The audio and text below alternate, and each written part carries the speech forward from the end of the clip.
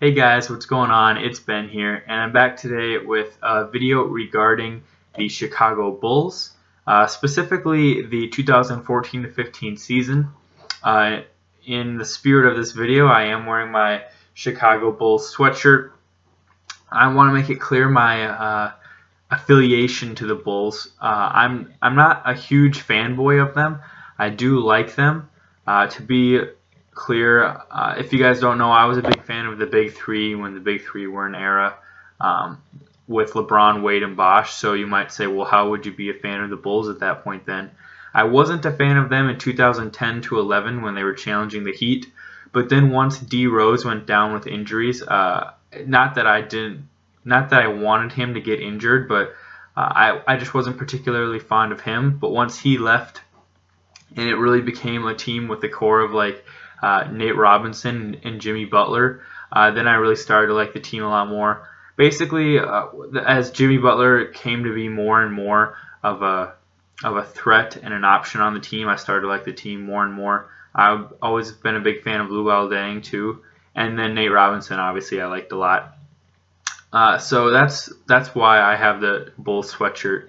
I actually got it on a trip to Chicago a few years ago, but I do like the Bulls now. I like that I like them that they're rebuilding. I liked it when they had Wade and Rondo. So I'm a fan now. Not my favorite team, but a team that I do root for and I'm interested in. And plus, when I was a kid, our cable got a lot of Bulls games because we had a Chicago network on our TV. So I did watch a decent amount of Bulls games growing up. But back to the main topic of the video, I want to discuss the 2014-15 Bulls season and really how I think that they could have gotten to the finals and possibly even won a championship. But yet this is a team that you rarely ever hear about. But was supremely talented and was a legit challenger to the Cavaliers at the time and the Warriors. So to get into the video, if you don't know any of the Bulls' history, in 2010 to 11 they were really good. They were 62-20, best record in the East. Got to the conference finals and lost to the Miami Heat. And then the next year, they were the 1 seed again. It was the lockout shortened season. But if you adjust their wins to a full season, they would have been 62-20 again. And then the next season is when Rose missed the entire year. And they didn't really have much on the team at all. Carlos Boozer and Luol Deng were like the leading scorers, with Nate Robinson as the third option. So that team wasn't that great. They had 45 wins. Then 2013-14, it was basically the same team, not that great again. They won 48 games. They were the 5th seed, lost in the first round. But Rose had missed 2 complete seasons, 2012-14. And so then this 2014-15 season, he came back and was supposed to be healthy.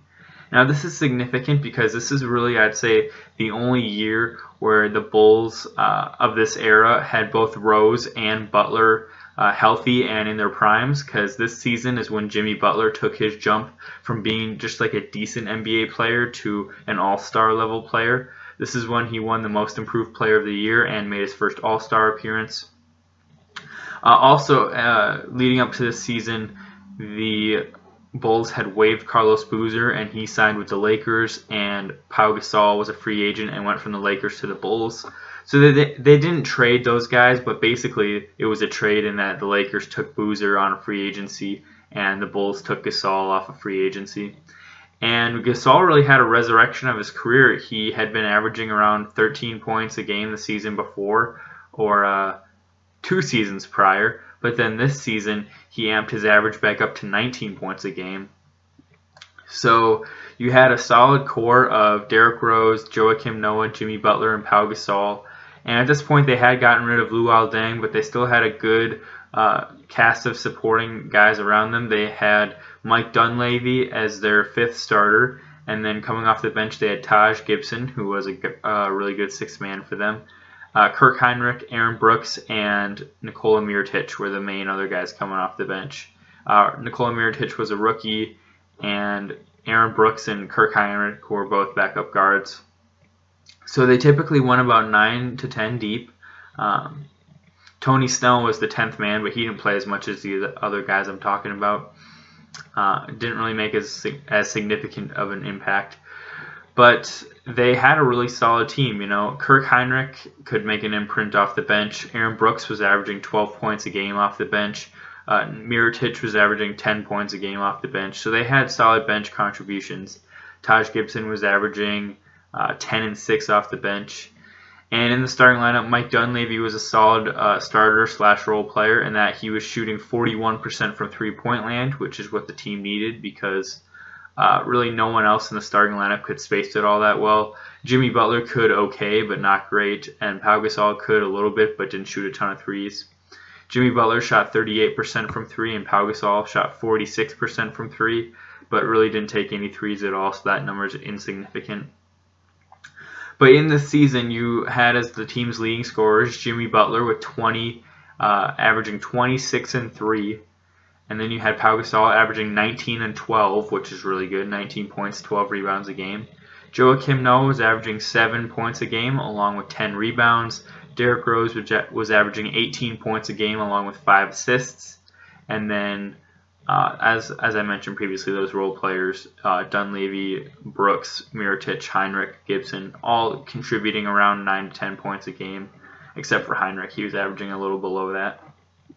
But as you can see, that's a very stacked team as far as having a lot of good depth, a lot of defensive prowess, a lot of offensive prowess. They really had a good balance in that Jimmy Butler was an elite defender, or I don't know if you had to say elite, but a really solid, good caliber starting defender, and he was also an offensive threat at this point. You had Pau Gasol for offense in the starting lineup. You had Noah for defense. Dunleavy didn't play much defense. Rose was okay on defense, but obviously really good on offense. But they really had a good mix of offense and defense on the team. They were very balanced. Thibodeau was still coaching. This was his last year of coaching the Bulls. And they finished the season with a 50-32 record. They were the 3 seed in the East. The Hawks were the 1 seed and the Cavs were the 2 seed. This was the first year of LeBron, Kevin Love, and Kyrie Irving playing together. And so in the playoffs, the Bulls dispatched of the Bucks with not that much trouble. And then in the second round is when they played the Cavaliers, who were the 2 versus the 3. And the Bulls were doing really well in this series. They were up 2-1. And then in Game 4, LeBron made this pretty well-known game-winning jump shot where he did a turnaround and made a jumper and won the game. And but what's not talked about though is if he misses that one shot, the Bulls are up 3-1 and likely win the series and then they would go on to the Eastern Conference Finals. And as we all saw, the Hawks were a very flawed team for being a 60-win team. The Cavs dispatched of them really easily, and I think the Bulls could have beaten them. Maybe not in a sweep like the Cavs did, but I think the Bulls could have definitely won in 6 or 7 games. The Bulls at this point in the playoffs, Jimmy Butler was averaging 23 points a game, 6 rebounds. Rose was averaging 25 rebounds and 7 assists a game. Dunleavy was averaging 11 and 4. Pau Gasol was averaging 14 points and 9 rebounds a game. Noah was averaging 6 points and 11 rebounds, so pretty similar numbers to the regular season. And then you still have the same guys off the bench. But this team just really got a tough break in that LeBron made that game-winning jumper. I feel like it's not talked about that LeBron nearly went down 3-1 and likely would have lost the series. I know that when down 3-1 is mentioned with LeBron, people often come back with, well, but he beat the Warriors. But I don't know if he would have beat this Bulls team. He didn't have Kevin Love. He only had Kyrie Irving. And the rest of the Cavs weren't that great. J.R. Smith was basically the third option at this point, and he was pretty unreliable. But I think this Bulls team would have given the Warriors a fight in the finals. I think they definitely would have lost about 4-1, but they would have been a finals contending team, which when you look back at the history books, it seems like people talk about the 1 year when Derrick Rose was healthy in 2010-11 and how good the Bulls were that year.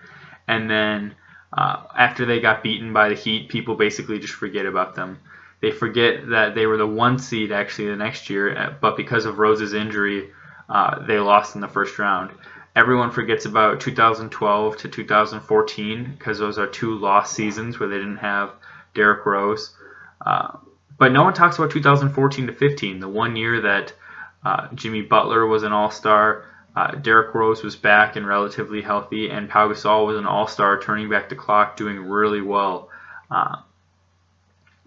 That combination of that 3, along with Joakim Noah coming off of being Defensive Player of the Year, and about 5 really good role players, isn't talked about enough.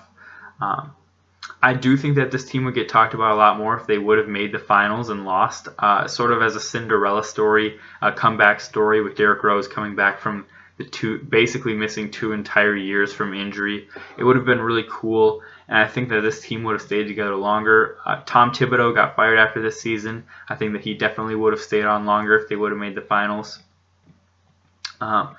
It's really no one's fault, though. You can't help it that LeBron makes that shot.